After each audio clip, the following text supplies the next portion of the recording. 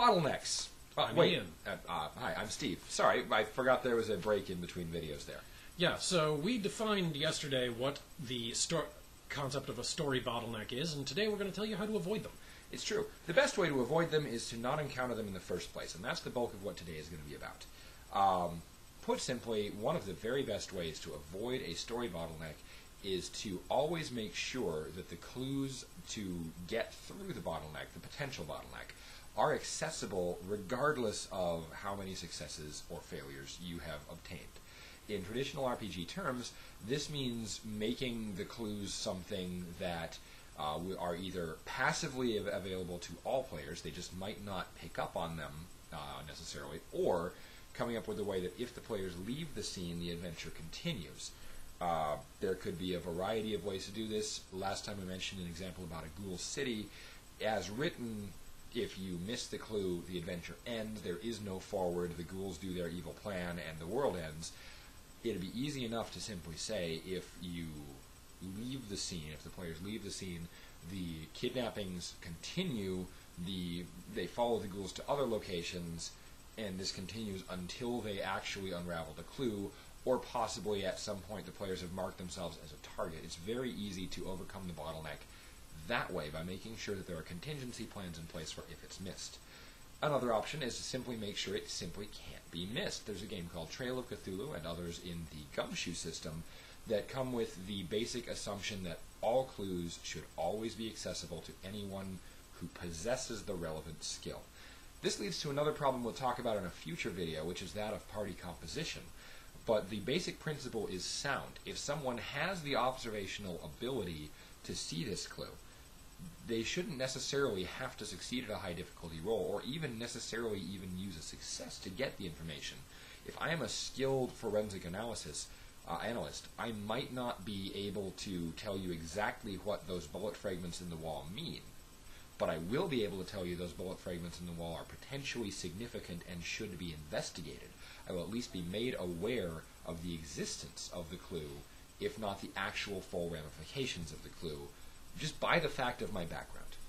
And when designing an adventure, you can also simply design the narration that would be the equivalent in a Dungeons & Dragons or Pathfinder adventure of the boxed text that you always read, Yep.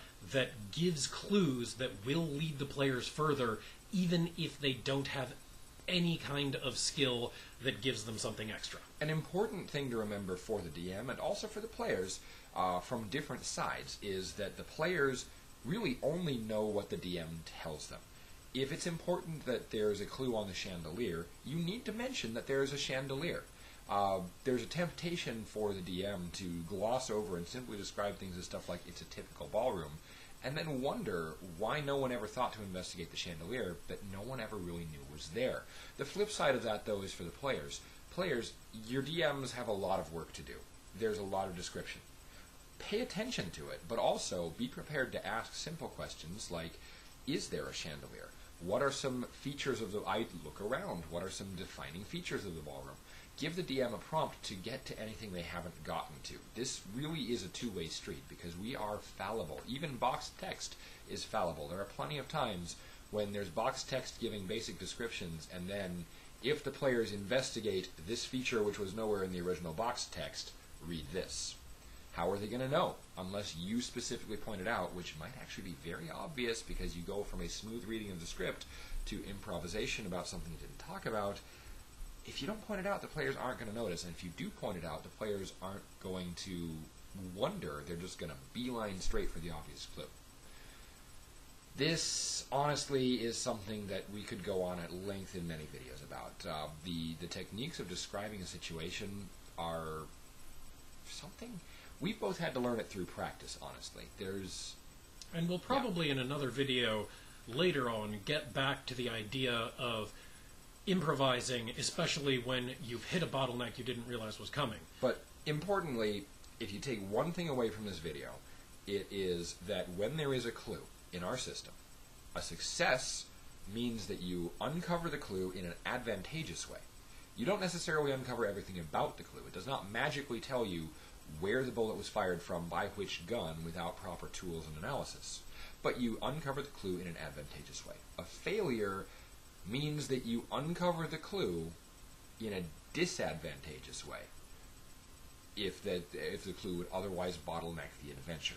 Generally speaking, the existence of the challenge will give information that says there is a clue here to the players. Yep. And to some extent to the characters as well. And what that information means to the characters in the course of play will be determined by whether they succeed or fail at meeting the investigation challenge. Something that goes completely unnoticed ought never be a vital clue. If it is a vital clue, make certain it's noticed. It will make a better story. Just usually if they fail at the investigation challenge that you've presented them with, instead of them noticing it in time to do something about it, it should come around to bite them in some way. And on that note, we're going to call it for the day, and we'll see you again tomorrow with more information on party composition and how to hook players in. I'm Steve. I'm Ian. Thanks for falling through the cracks. There we are.